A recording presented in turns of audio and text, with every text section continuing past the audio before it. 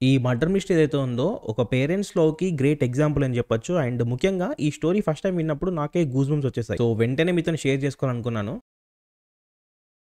యాక్చువల్‌గా ఇది చాలా రీసెంట్‌గా జరిగిన స్టోరీ అన్నమాట. అది కూడా తెలంగాణలోని, హైదరాబాద్‌లోనే జరిగింది. సో, ఈ స్టోరీ మొత్తం కంప్లీట్‌గా చెప్తాను. విన్న తర్వాత ఈ స్టోరీలో అసలు తప్పు ఎవరిది? అండ్ వాళ్ళకు పడ్డ పనిష్మెంట్స్ కరెక్టేనా అని మీ ఒపీనియన్ మీరు కామెంట్ చేసి చెప్పండి. ఇక స్టోరీలోకి వెళ్తే 2023 హైదరాబాద్‌కి చెందిన జగద్గిరిగుట్ట, బీరంపాడు అనే నగర్‌లో ఒక చిన్న ఫ్యామిలీ ఉంటుందన్నమాట.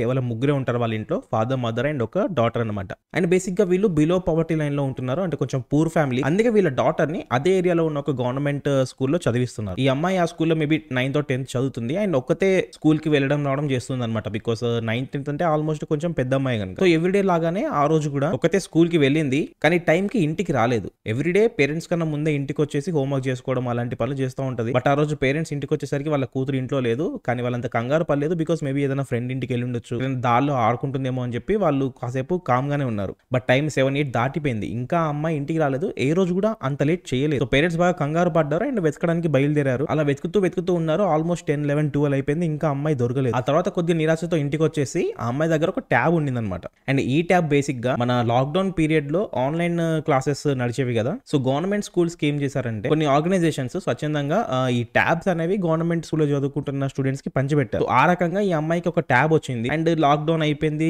కాలేజెస్, స్కూల్స్ ఓపెన్ చేశారు. ఆ తర్వాత కూడా ఈ అమ్మాయి కొంచెం ట్యాబ్ లో ఎక్కువ టైం స్పెండ్ చేశారు. మేబీ ఆ ట్యాబ్ లో ఏమైనా వాళ్ళ ఫ్రెండ్స్ కి సంబంధించిన కాంటాక్ట్స్ అండ్ డీటెయిల్స్ దొరుకుతాయేమో అని చెప్పి వాళ్ళ మదర్ ఆ టాబ్లెట్ ఓపెన్ చేసి ఈ ఇన్‌స్టాగ్రామ్, ఫేస్‌బుక్, టిక్‌టాక్, అప్పుడు టిక్‌టాక్ కూడా ఉండిందనుకుంటా. సో ఈ యాప్స్ అన్ని ఓపెన్ చేసి చాట్స్ అని చదవడం స్టార్ట్ చేసింది. అండ్ వీళ్ళు పోలీస్ స్టేషన్‌కి ఎందుకు వెళ్ళలేదు అనడానికి ఒక రీజన్ ఉంది. దాని గురించి తర్వాత చెప్తాను నేను. బట్ రైట్ నౌ ఇప్పుడు ఏం జరుగుతుందంటే వీళ్ళ మదర్ ఆ చాట్స్ అన్ని ఓపెన్ చేసి చదువుతా ఉంది. అందులో ఒక్క పర్సన్ చాట్ మాత్రం కొద్దిగా అనుమానాస్పదంగా అనిపించింది వీళ్ళకు. అండ్ కిషోర్ అనే వ్యక్తి నుంచి స్టార్ట్ అయిందనమాట చాట్. సో ఈ అమ్మాయి ఎవరైతే కనపడట్లేదో తను TikTok videos and Instagram reels చేస్తూ ఉండేది. అండ్ తనకు ఒక థౌసండ్స్ లో ఫాలోవర్స్ కూడా ఉండేవాళ్ళు. అలా ఆ ఫాలోవర్స్ లో వన్ ఆఫ్ ది ఫాలోవరే ఈ కిషోర్ అన్నమాట. సో ఇతను ఏదైనా కన్వర్సేషన్ స్టార్ట్ చేద్దాంలే అని చెప్పి ఈ అమ్మాయికి ఒక మెసేజ్ పంపించాడు. లైక్ మీరు చాలా బాగుంటారు, చాలా బాగా డాన్స్ చేస్తారు, చాలా బాగా యాక్ట్ చేస్తారని చెప్పి ఏదో కన్వర్సేషన్ స్టార్ట్ చేశారు. అండ్ ఈ అమ్మాయి కూడా వెంటనే రిప్లై ఇచ్చింది, థ్యాంక్ యూ, ఫాలో మీ అని. సో ఇలా ఒక చాట్ కన్వర్సేషన్ అనేది స్టార్ట్ అయింది. అండ్ ఆ కన్వర్సేషన్ నెమ్మదిగా కొంచెం ఫ్రెండ్షిప్ లా కూడా మారింది. అండ్ బేసిక్ గా కిషోర్ బాగా మాయ మాటలు చెప్తాడన్నమాట. సో ఈ అమ్మాయికి ఏం చెప్పాడంటే,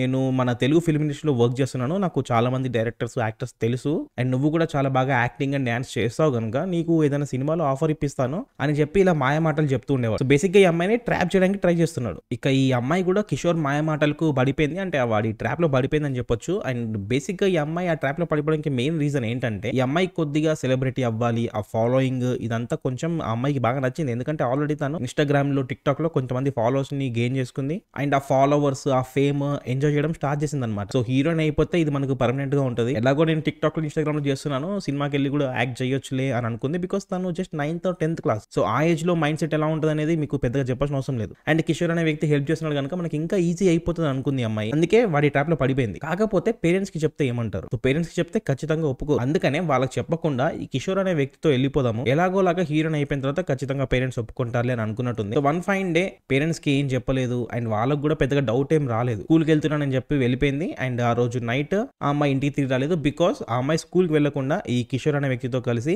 సినిమాలో హీరోయిన్ అయిపోదాంలే అని చెప్పేసి వెళ్ళిపోయింది. సో ఇప్పుడు ఈ చాట్ అంతా చదివి పేరెంట్స్ అర్థం చేసుకున్నారు. అండ్ వాళ్ళకి అర్థమైంది క్లియర్ గా ఈ కిషోర్ అనే వ్యక్తి తన కూతుర్ని ట్రాప్ చేశాడని చెప్పి. అండ్ ఇలాంటిది ఏదైనా ఇన్సిడెంట్ జరిగితే ఖచ్చితంగా పోలీస్ స్టేషన్కి వెళ్ళి కంప్లైంట్ చేస్తారు ఫస్ట్. బట్ వీళ్ళు ఎందుకు కంప్లైంట్ చేయలేదంటే, సో బేసిక్ గా వీళ్ళది కొంచెం విలేజ్ బ్యాక్గ్రౌండ్ అనమాట. ఏదైనా జరగకూడదు జరిగితే ఇదంతా టామ్ అయిపోతుంది పోలీస్ స్టేషన్ లో కంప్లైంట్ ఇస్తే. అండ్ తర్వాత మళ్ళీ తన కూతురికి బ్యాడ్ నేమ్ వస్తుందని చెప్పి వీళ్ళు ముందు నుంచే ఆ పోలీస్ స్టేషన్ పోలీసులు కొద్దిగా అవాయిడ్ చేశారు. అండ్ వీళ్ళకంతా ఈ పోలీస్ నెట్వర్క్ ఎలా పనిచేస్తారని కూడా తెలియదు. సో వాళ్ళకు కొద్దిగా భయం కూడా ఉండింది పోలీస్ అంటే. అందుకనే వాళ్ళు పోలీసులను రీచ్ అవ్వలేదు. ఇక ఈ విషయం తెలిసిన తర్వాత, ఈ చాట్ అంతా చూసిన తర్వాత, వాళ్ళ కూతురే వెళ్ళిపోయింది ఇంట్లో నుంచి తెలిసిన తర్వాత వాళ్ళకు తల తీసినంత పని అయిపోయింది. సో ఇంకా పోలీసుల దగ్గరికి వెళ్దామనే ఆలోచనే డ్రాప్ చేసుకున్నారు. బట్ ఎలాగైనా వాళ్ళ కూతుర్ని తిరిగి తీసుకురావాలి, వాడి ట్రాప్ లోంచి బయటపడేసి సేఫ్ గా తెచ్చుకోవాలని అనుకున్నారు. సో వెంటనే కిషోర్ అనే వ్యక్తితో సేమ్ టాబ్లెట్ నుంచి చార్జ్ చేయడం స్టార్ట్ చేశారన్నమాట. వాళ్ళ కూతురు కావాలి అని చెప్పేసి ఇంకా ప్లీజ్ చేస్తున్నారు అదే టాబ్లెట్ లో. అండ్ ఆ చాట్ లోనే ఒక ప్లేస్ లో తన ఫోన్ నెంబర్ కూడా ఉండింది. అంటే కిషోర్ ఫోన్ నెంబర్ కూడా ఉందన్నమాట. వాళ్ళకి కంటిన్యూస్ గా కాల్స్ చేశారు. 1 or 2 times లిఫ్ట్ చేశాడు. బట్ లిఫ్ట్ చేసి చాలా దారుణంగా మాట్లాడాడు అనమాట. ఈ రోజు పంపిస్తాను, రేపు పంపిస్తాను, నా పైన అయిపోయాక పంపిస్తాను. సో ఇలాంటి దారుణమైన మాటలు మాట్లాడాడు. ఇంకా గలీజ్గా మాట్లాడాడు అని చెప్పి వాళ్ళ పేరెంట్స్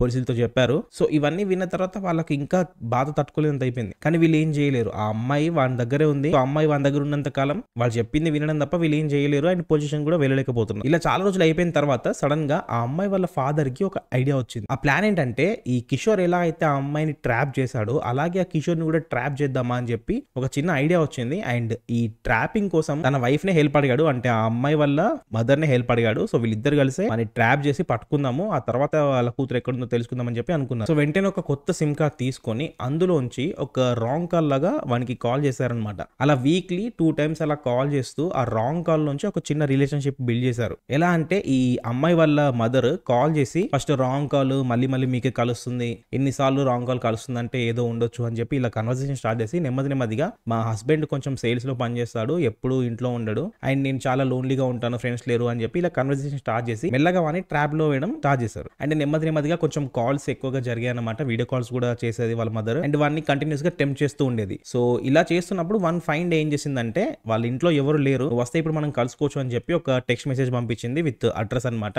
అండ్ ఆ అడ్రస్ వచ్చేసి మియాపూర్ లో ఉంది. బేసిక్ గా మియాపూర్ లో వీళ్ళ ఫ్యామిలీకి సంబంధించిన ఫ్రెండ్స్ ఎవరో ఉంటున్నారు. అండ్ అది కొంచెం ఖాళీ ఏరియా, అక్కడ ఒక చిన్న ఇంట్లో ఉంటున్నారు. అండ్ ఆ ఏరియా అయితే పర్ఫెక్ట్ గా ఉంటది, ఆ ఇల్లు అయితే పర్ఫెక్ట్ గా ఉంటదని వాళ్ళు ఊరికి వెళ్తున్నప్పుడు వాళ్ళ దగ్గర నుంచి కీస్ తీసుకొని ఆ అడ్రస్ ని కిషోర్ కి పంపించారు రమ్మని. అండ్ కిషోర్ కూడా చాలా హ్యాపీగా ఫీల్ అయిపోయి మియాపూర్కి వచ్చేసాడు అనమాట. వన్స్ మియాపూర్కి వచ్చి ఆ ఇంటి దగ్గరికి వచ్చిన తర్వాత ఈ లేడీ అతన్ని రిసీవ్ చేసుకుంది. అంటే ఆ అమ్మాయి వాళ్ళ మదర్ అతన్ని రిసీవ్ చేసుకుంది, ఇంట్లోకి తీసుకొచ్చింది, తలుపేసేసింది. అండ్ కొంచెం అతన్ని కంఫర్ట్ అంటే కిషోర్ ని కంఫర్ట్ చేయడానికి మాటల్లో పెట్టేసింది అనమాట. ఇలా మాటల్లో పెట్టగానే వెనకాల నుంచి తన హస్బెండ్ వచ్చేసి తల మీద గట్టి కొట్టేశాడు. ఆ తర్వాత కిషోర్ స్పృహ తప్పి పడిపోయాడు. వెంటనే అతన్ని కాలు చేతులు కట్టేసి వాళ్ళ అమ్మాయి ఎక్కడుంది అని చెప్పి అడగడం స్టార్ట్ చేశారు. అండ్ ఫస్ట్ 2-3 దెబ్బలకి కిషోర్ నిజం చెప్పేశాడు, ఆ అమ్మాయి తన దగ్గర లేదు, తీసుకొచ్చిన 2-3 రోజులకే ఆ అమ్మాయి అతని కళ్ళు కప్పి పారిపోయిందని. కానీ పేరెంట్స్ కిషోర్ చెప్పిన నిజాన్ని నమ్మలేదు. అమ్మాయిని కిషోరే దాచిపెట్టి వీళ్ళతో అబద్ధాలు ఆడుతున్నాడు అని చెప్పి వాళ్ళు గట్టిగా నమ్మారనమాట. సో అతన్ని చాలా దారుణంగా కొట్టారు. ఎంత దారుణంగా కొట్టారంటే కిషోర్ ఇంటర్నల్ బాడీ పార్ట్స్ కూడా బ్లీడ్ అయ్యాయి. సో అంత దారుణంగా కొట్టారు. ఆ దెబ్బల కథను ఇంకా స్పృహ తప్పి పడిపోయారు. అండ్ వీళ్ళ పేరెంట్స్ ఏమనుకున్నారు, కిషోర్ చనిపోయాడని అనుకున్నారు. సో ఎలాగో వీడు చనిపోయాడు కనుక వీని డెడ్ బాడీని డిస్పోజ్ చేద్దామని చెప్పి అప్పటికప్పుడు ప్లాన్ వేసుకుని వాళ్ళు హైదరాబాద్ లో డిస్పోజ్ చేస్తే ఈజీగా దొరికిపోతామని చెప్పి కోదాడ వరకు వెళ్ళారు. సో కోదాడ వరకు వెళ్ళి అక్కడ ఒక కాలువలో ముందే మూటగట్టి పెట్టేశారనమాట కిషోర్ ని. ఒక బెడ్షీట్ లో సంథింగ్ మూటగట్టి పెట్టేసి ఆ కాలువలో పడేద్దాం అనుకున్నారు. బట్ అదే టైంకి కిషోర్ మూవ్ అవడం స్టార్ట్ చేశాడు. అంటే అతను ఇంకా చనిపోలేదు. బట్ అయినా కూడా వీళ్ళు ఏం చేశారంటే ఆ మూటకి ఒక 2-3 రాళ్ళు చుట్టేసి ఆ కాలువలో పడేశారు. అండ్ ఆ తర్వాత హైదరాబాద్ వచ్చేసి వాళ్ళు ఇంకా నార్మల్ గా బతకడం స్టార్ట్ చేశారు. ఒకవైపు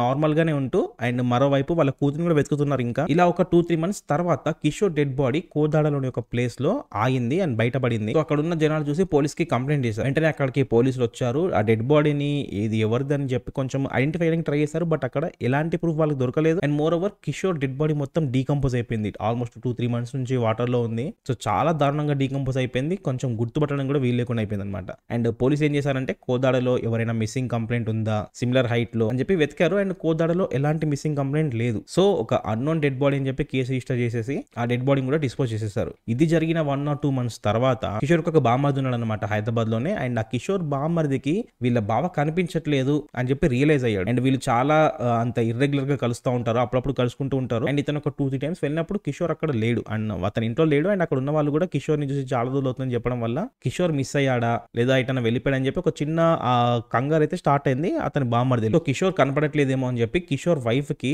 తన బామ్మర్ది వెళ్ళి చెప్పాడు. సో కిషోర్ కి ఒక వైఫ్ ఉంది, కానీ 3-4 months అవుతున్నా కూడా కిషోర్ తప్పిపోయాడు అని చెప్పి అతని వైఫ్ కి తెలియదు. బేసిక్ గా కిషోర్ పాస్ట్ లో ఏం జరిగిందంటే కిషోర్ తన వైఫ్ ని చాలా బ్రూటల్ గా ట్రీట్ చేసేవాడు అనమాట, చాలా టార్చర్ చేసేవాడు. తను పెట్టే టార్చర్ భరించలేక 2 years బ్యాకే తన వైఫ్ వదిలేసి వెళ్ళిపోయింది. అఫీషియల్ గా డివోర్స్ తీసుకోలేదు, కానీ వాళ్ళిద్దరు కలిసి ఉండట్లేదు. అండ్ తను పెద్దగా కాంటాక్ట్ లో కూడా ఉండట్లేదు కిషోర్. సో అందువల్ల కిషోర్ ని తను పెద్దగా పట్టించుకోలేదు. 3-4 months నుంచి ఎలాంటి కాల్ లేకపోయినా కూడా తను పెద్దగా కేర్ చేయలేదు. బట్ వన్స్ కిషోర్ వాళ్ళ బామ్మర్ది వచ్చి ఇలా కిషోర్ కనపడట్లేదు అని చెప్పిన తర్వాత వీళ్ళిద్దరు వెళ్ళి పోలీస్ స్టేషన్ లో కంప్లైంట్ చేశారు. సో బోర్బండ పోలీస్ స్టేషన్ లో కేసు రిజిస్టర్ చేసుకున్నారు కిషోర్ కనపడట్లేదని. అతని ఫోన్ నెంబర్ తీసుకున్నారు. అండ్ కిషోర్ కి ఎవరైనా ఎనిమీస్ అండ్ ఫ్రెండ్స్ ఉన్నారా అని చెప్పి అలా ఆ సైడ్ నుంచి ఇన్వెస్టిగేట్ చేయడం స్టార్ట్ చేస్తారు. కానీ వాళ్ళకి ఏం తెలిసిందంటే కిషోర్ కి పెద్దగా ఫ్రెండ్స్ ఎవరు లేరు, ఎక్కువగా ఒంటరిగానే ఉండేవాడు అనమాట కిషోర్. అండ్ ఎనిమీస్ గురించి కూడా పెద్ద వాళ్ళకు ఏం ఇన్ఫర్మేషన్ రాలేదు. ఆ తర్వాత కిషోర్ కాల్ లిస్ట్ తీశారు. అండ్ ఆ కాల్ లిస్ట్ లో ఎలాంటి అన్యూజువల్ యాక్టివిటీస్ కనపడలేదు. వాళ్ళ తర్వాత కిషోర్ ఫోన్ ని ట్రాక్ చేద్దామని చెప్పి అనుకున్నారు. బేసిక్ గా కిషోర్ ఒక ఆటో డ్రైవర్, ఇలా ఊబర్ ఓలా ర్యాపిడోకి పనిచేస్తూ ఉంటాడు. సో అతని ఫోన్ ఎక్కడెక్కడ తిరిగిందని కనిపెట్టడానికి వాళ్ళకి చాలా కష్టమైంది. సో ఆ పరంగా కూడా వాళ్ళకు ట్రాక్ చేయడం ఇంపాసిబుల్ అయిపోయింది అనమాట. సో కిషోర్ కేసు ఆల్మోస్ట్ ఇంకా అన్సాల్వ్ లాగానే ఉండిపోయింది. ఇలా ఒకటి కాదు, రెండు కాదు, 1.5 year అయిపోయింది. సో ఆల్మోస్ట్ కిషోర్ అందరూ మర్చిపోయారు, కిషోర్ కేసు క్లోజ్ అనుకునేసరికి మళ్ళీ కిషోర్ వాళ్ళ బామ్మర్దికే ఒక క్లూ దొరికింది. అండ్ సడన్ గా మళ్ళీ కిషోర్ కేసు ఓపెన్ అయింది అనమాట. అదేంటంటే ఇంతకుముందు చెప్పాను కదా కిషోర్ ఒక ఆటో డ్రైవర్ అని. సో నానక్రామ్ కూడా అమెజాన్ ఆఫీస్ దగ్గర కిషోర్ ఆటో కనబడింది, అది కూడా తన బామ్మర్దికి. సో చూస్తున్నప్పుడు అది కిషోర్ ఆటో లాగానే కనిపించింది లోపల బయట అంతా, కానీ నెంబర్ మాత్రం వేరేగా ఉంది. సో వెంటనే పోలీసులకు కాల్ చేసి ఇలా ఇన్ఫార్మ్ చేశాడు. పోలీసులు ఆటో దగ్గరికి వచ్చి ఆ ఆటో రిజిస్ట్రేషన్ నెంబర్ ఏదైతే ఉందో అది ఎవరి పేరు ఉందని చెప్పి ముందు కనుక్కోవడం మొదలుపెట్టారు. సో ఈ రిజిస్ట్రేషన్ నెంబర్ ద్వారా ఒక పర్సన్ ని కనిపెట్టి అతని దగ్గరికి వెళ్లారు. బట్ అక్కడ పోలీసులకు ఇంకో షాక్ ఏంటంటే సేమ్ రిజిస్ట్రేషన్ నెంబర్ తోని ఇంకో ఆటో ఉంది. అండ్ ఎవరైతే ఈ ఆటో ఓనర్ ఉన్నాడో అతనికి తెలియని కూడా తెలియదు ఇదే నెంబర్ తోని ఇంకో ఆటో తిరుగుతుంది హైదరాబాద్ లో అని. సో అప్పుడు పోలీసులు ఇంకో సైడ్ నుంచి థింక్ చేశారనమాట. బేసిక్ గా ఆటోస్ కి చలాన్స్ పడతా ఉంటాయి కదా, ఎప్పుడైనా పోలీసులు పట్టుకున్నప్పుడు చలాన్ కట్టిస్తా ఉంటారు. సో యూపీఐ ద్వారాను ఎలాగో చలాన్ కడతా ఉంటారు కదా. సో ఆటోకి రీసెంట్ గా కట్టిన చలాన్స్ అని చెప్పి అన్ని లిస్ట్ తీశారు. అందులో ఒరిజినల్ ఓనర్ కట్టని చలాన్స్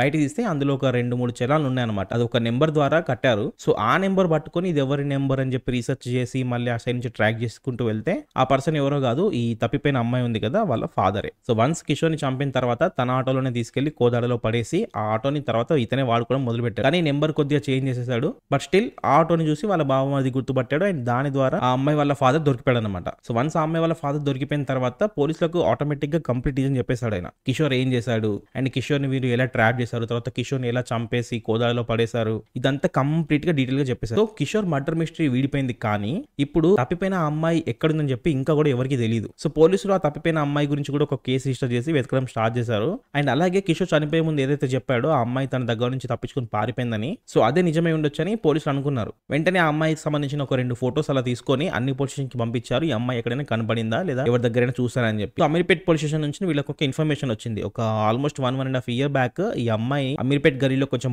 భయంగా తిరుగుతుంటే పోలీసుల దగ్గరికి తీసుకెళ్లారు. అండ్ ఆ అమ్మాయి బేసిక్ గా పోలీసులతో ఏం చెప్పిందంటే నాకు పేరెంట్స్ ఎవరు లేరు, చిన్నప్పుడు చనిపోయారు, నాకు ఇక్కడ హైదరాబాద్ లో ఎవరు తెలియదు, నేను అనాథనని చెప్పి చెప్పింది. సో పోలీసులు ఈ అమ్మాయిని తీసుకెళ్లి ప్రభుత్వ మహిళా సంరక్షణ కేంద్రాలు ఉంటాయి అనమాట హైదరాబాద్ లో, అక్కడక్కడ ప్రతి చోట ఉంటాయి. సో హైదరాబాద్ లో ఉండే ఆ కేంద్రానికి తీసుకెళ్లి అప్పగించారు. సో ఈ ఇన్ఫర్మేషన్ వాళ్ళకు అమీర్పేట్ పోలీస్ స్టేషన్ నుంచి వచ్చింది. వెంటనే ఈ అమ్మాయి వాళ్ళ పేరెంట్స్ ని తీసుకొని పోలీసులు ఆ ప్రభుత్వ మహిళా సంరక్షణ కేంద్రానికి తీసుకెళ్లారు. అండ్ అక్కడ ఆ అమ్మాయి దొరకలేదు, కానీ ఆ అమ్మాయిని అక్కడ నుంచి వేరే దగ్గరికి షిఫ్ట్ చేస్తారు. సూర్యాపేటలో లైక్ సఖీ అని చెప్పి ఒక ఆర్గనైజేషన్ ఉంది. అక్కడ ఎవరైతే ట్రామాతో ఉంటారో అమ్మాయిలు వాళ్ళకు కొద్దిగా ట్రీట్మెంట్ ఇస్తూ వాళ్ళకు కొంచెం ఆర్ట్స్ అవన్నీ నేర్పిస్తూ ఉంటారు అనమాట. సూర్యాపేటలో ఉండే ఆ సఖీ కేంద్రానికి ఆ అమ్మాయిని షిఫ్ట్ చేస్తారు, కొంచెం ఆ అమ్మాయి బెటర్ అవుతుంది అని చెప్పి. సో వెంటనే మళ్ళీ పోలీసులు పేరెంట్స్ తీసుకొని సూర్యాపేట కూడా వెళ్లారు. అండ్ అక్కడ వాళ్ళకు వీళ్ళ కూతురు కనిపించింది. సో వన్స్ వాళ్ళ కూతురు కనపడగానే వాళ్ళ అమ్మాయి ఇంకా అన్ని మర్చిపోయి పరిగెత్తుకుంటూ వెళ్ళి కౌగిలించుకొని గట్టిగా ఏడ్చడం మొదలు పెట్టేసింది. బట్ ఎట్టకేళ్ళకి ఆల్మోస్ట్ 1.5 year తర్వాత వాళ్ళ కూతురు దొరికింది. అండ్ పోలీసులు వాళ్ళ కూతురుని కూడా కొన్ని క్వశ్చన్స్ చేశారు ఒక 1 or 2 days తర్వాత. అండ్ వాళ్ళకి తెలిసింది ఏంటంటే కిషోర్ ఈ అమ్మాయిని తీసుకెళ్లి అమీర్పేటలో ఒక రూమ్ లో పెట్టాడు. అండ్ రూమ్ లో పెట్టిన తర్వాత రోజు ఈవినింగ్ వచ్చి ఈ అమ్మాయిని టార్చర్ చేసేవాడు. అండ్ అటెంప్ట్ టు రేప్ కూడా చేసినట్టు ఆ అమ్మాయి చెప్పింది.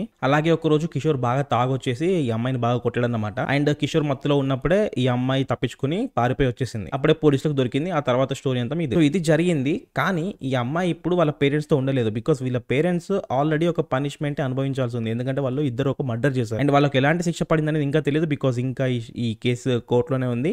వాళ్ళు పోలీస్ స్టేషన్ లో రిమాండ్ లోనే ఉన్నారు పేరెంట్స్. మేబీ 1 or 2 weeks లో మేబీ వీళ్ళ కేసుకి ఒక పనిష్మెంట్ లాంటిది ఏదైనా ఇస్తుంది కావచ్చు. సో వన్స్ వీళ్ళ పేరెంట్స్ రిలీజ్ అయ్యేంత వరకు వాళ్ళ పనిష్మెంట్ అంతా అయిపోయేంత వరకు ఈ అమ్మాయి ఇంకా సఖీ కేంద్రంలోనే ఉండాలి. వన్స్ ఆ అమ్మాయి ఇండిపెండెంట్ అయిన తర్వాత మేబీ ఆ కేంద్రం నుంచి గవర్నమెంట్ ఆర్గనైజేషన్ నుంచి నా అమ్మాయిని వదిలిపెడతారు కావచ్చు. సో యాజ్ ఆఫ్ నౌ వీళ్ళ పేరెంట్స్ ఇద్దరికి ఇంకా ఏం శిక్ష పడింది అనేది కరెక్ట్ గా తెలియదు. కానీ వన్స్ వీళ్ళ పనిష్మెంట్ గురించి తెలియగానే నేనే కామెంట్ సెక్షన్ లో పింగ్ చేసి పెడతాను వాళ్ళకు ఎన్ని ఇయర్స్ ఆఫ్ పనిష్మెంట్ పడింది అనేది. సో కామెంట్ సెక్షన్ లో చూస్తూ ఉండండి. అండ్ నేను స్టార్టింగ్ లో క్వశ్చన్ అడిగాను కదా ఈ కంప్లీట్ స్టోరీలో ఎవరిది తప్పు అని. ఒక చిన్న అమ్మాయి మీద అడ్వాంటేజ్ తీసుకుందామని చెప్పి అనుకున్న కిషోర్ దా, లేకపోతే ఎవరు ఏం చెప్పినా నమ్మేసి వాళ్ళ మాయ మాటలకి పడిపోయి పేరెంట్స్ ని కూడా వదిలేసి వెళ్ళిపోయిన ఆ అమ్మాయి దా, లేదా చట్టాన్ని చేతిలోకి తీసుకొని వాళ్ళే ఒక పనిష్మెంట్ ఇవ్వాలి అని అనుకున్న పేరెంట్స్ దా. బేసిక్ గా ఈ స్టోరీలో ఎవరిది తప్పు అండ్ మీకేమనిపిస్తుందో కింద కామెంట్ సెక్షన్ లో కామెంట్ చేసి చెప్పండి. అండ్ ఇలాంటి మరిన్ని వీడియోస్ కావాలనుకుంటే ప్లీజ్ వీడియోని లైక్ చేసి ఛానల్ కి సబ్స్క్రైబ్ చేసుకోవడం మర్చిపోద్దు. మరో కొత్త వీడియోలో మళ్ళీ కలుద్దాం next week. Until then take care. By.